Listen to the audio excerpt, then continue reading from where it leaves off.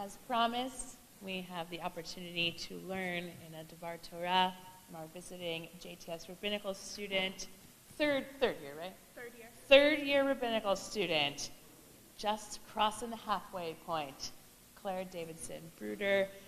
You may remember Claire, if you were here from last night, obviously you got to see her, but also last year she was here as a JTS Student Ambassador, so it's wonderful to have you back for a second Shabbat at Congregation Beth El.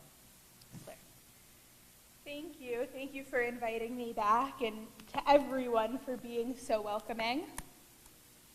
This weekend, as some of you know, especially those of you who were here last night, this weekend is Repro Shabbat, which is an initiative started by the National Council of Jewish Women, and it's timed with Parshat Mishpatim because in Parshat Mishpatim we find the verses that undergird Judaism's approach to abortion, which is that abortion is not only permitted, but even required in some cases when the pregnant person's life is at risk. So before I dive in, I want to make sure everyone is on the same page about what I'm going to be talking about. I hope you will all stay in this room and learn with me, but I recognize that some of what I'm about to say can be upsetting for some, and especially this week has been a week of grief and sadness for all of us. So why did Rabbi Paskind bring me to talk on Repro Shabbat?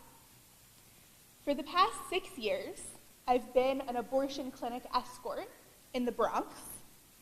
My main role is to help patients get safely and quickly past the protesters. Because yes, even in New York City, health clinics that provide abortions do have protesters. While thankfully we have not had any significant threats to our patients in recent years, our protesters often position themselves outside of the clinic carrying clipboards in a way to make themselves look official, to make themselves look like part of the clinic, to draw women over to them, at which point they turn around and begin trying to guilt patients into not entering. And despite my 6 years and 2 clinics worth of experience, I'm surprised to still find myself shocked and upset by some of our protesters' tactics. A few weeks ago, for the first time, I watched emergency services arrive at our clinic.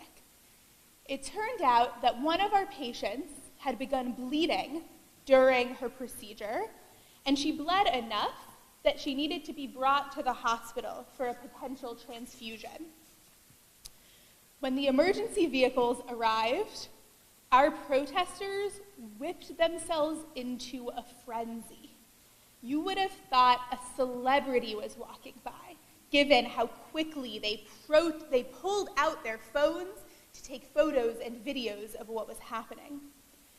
While we have no legal jurisdiction to prevent anyone from filming outdoors, what we can do, what we're expected to do as escorts, is to protect our patients' privacy. So we each grabbed an umbrella, which were purchased for this exact purpose, and used those umbrellas to block camera lenses.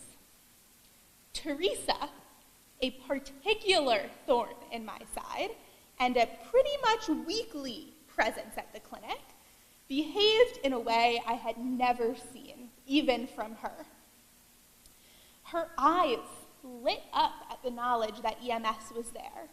Was this finally the proof she needed that our clinic endangers women instead of helping them? The look of joy and almost rapture on her face as she yelled at the other protesters to get out their phones to document this woman's medical emergency was truly disturbing. Think for a moment about the danger a woman could be in should her abortion be made public online. Once our patient was safely in the ambulance and I put down my umbrella, Teresa looked at me, frankly furious at how good a job I had done with my umbrella and how slow some of the other protesters were in getting out their phones. "I'll be praying for you," she said. "Read the Bible." I was momentarily stunned into silence, but the other escorts burst out laughing. It is no secret at the clinic that I am a rabbinical student.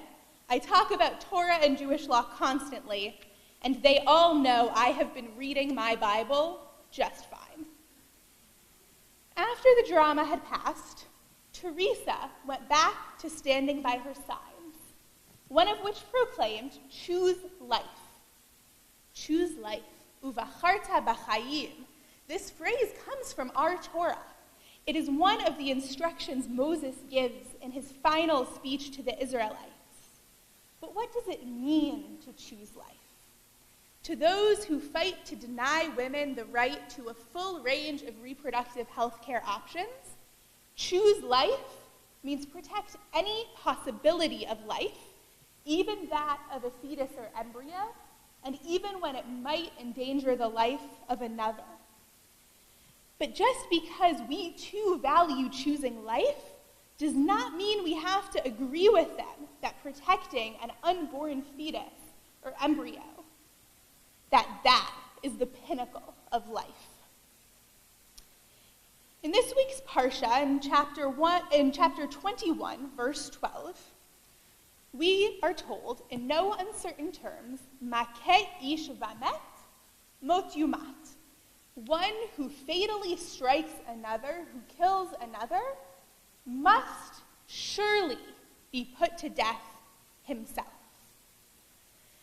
But then, 10 verses later, we read, "When two or more parties fight, and one of them pushes a pregnant woman, and a miscarriage results, but no other damage ensues, the one responsible shall be fined." From this we learn that the penalty for causing a miscarriage, essentially the equivalent of a fatal blow to a fetus, is a monetary fine. And so the tradition is clear: causing a miscarriage is not the same as causing the death of a living person. The punishment is not only different, but is far less severe. And if causing someone to miscarry is punished differently from murder, we can glean that in our tradition, a fetus is not considered a person. So to prioritize the potential of a fetus over the health and safety of its mother is not choosing life. The next verse tells us that if there is any other damage, ason, beyond a miscarriage, then the penalty is death. So what kind of damage, what kind of ason is the Torah talking about? Our commentators tell us, ein ason ela mita, there is no ason other than death. We should not consider that this verse could be talking about anything other than the death of the pregnant woman. And it's pretty rare for nearly all of our commentators to agree on something. But in this case, all but one agree. So we should probably take that seriously. And so this verse teaches us that the punishment for accidentally killing a pregnant woman is far greater than the punishment for causing a miscarriage. And in turn, this leads us to understand that the Torah prioritizes a pregnant woman's life and health over that of her fetus, and we should too. But Claire, you might say, the Torah is only talking about accidentally causing someone to miscarry. What about an abortion on purpose? First, I want to reassure you that this is not because abortion is a new thing. This is not because abortion did not exist back then. In fact, the world's oldest text on abortion actually dates to the year 1600 BCE, over 3,600 years ago, and comes from Egypt, famously kind of the same region the Israelites were in. In the Ebers Papyrus, a collection of Egyptian herbal knowledge, we find methods, both ingestible and physical, for performing an abortion during each trimester of pregnancy. Yet the Torah itself does not offer specific instructions for abortion. And so what we have to do is to understand that abortion is not a totally separate thing from miscarriage. Especially in the early months, all it is causing oneself to miscarry. And even today, doctors examining a formerly pregnant person actually have no way of telling whether their miscarriage was spontaneous or purposely induced. And so the rabbis of the Mishnah and the Talmud use this verse about accidental miscarriage to rule on abortion. To the rabbis, there seem to be 3 stages of pregnancy development. Regarding the first 40 days of pregnancy, the rabbis say, Maya be'alma hi, it is merely water. For the first 6 weeks of pregnancy, the rabbis do not even award what is in the mother's womb the status of a fetus or an embryo.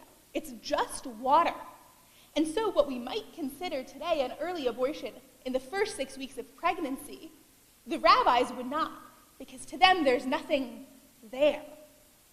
The second phase of pregnancy the rabbis delineate is when there is a fetus. They consider the fetus to be an extension of the mother's body, referring to it as ubar yerech imo, the equivalent of its mother's thigh. Just as a pregnant woman's thigh is a part of her body and has no life other than connected to her, so too a fetus is essentially an extra body part within her womb. Believe it or not, this phase of pregnancy development for the rabbis lasts not only until labor begins, but until the baby has begun to emerge from the mother.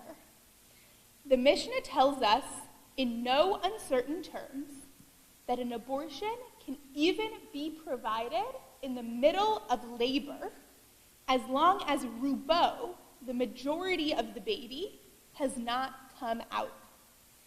Once the baby actually starts to emerge, it takes on a life of its own, and mom's life can no longer be prioritized above baby's. This is shocking and remarkably permissive. And I want to be clear.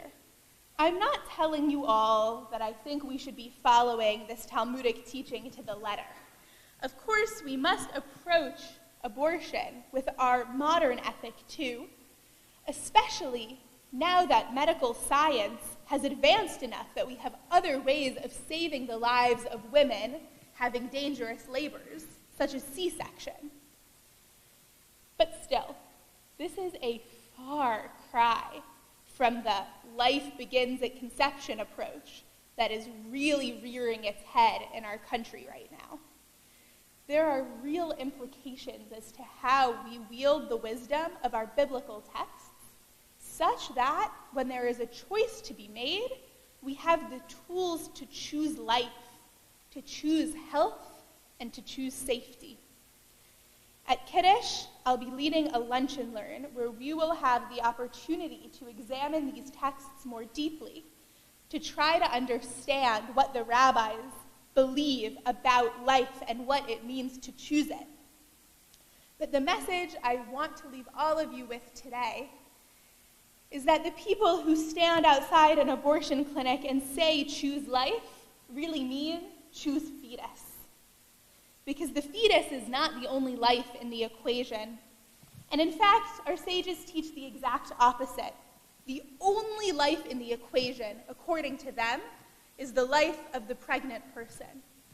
And so we learn, sometimes choosing abortion is the way, the only way to choose life, even when our society struggles to recognize it as such.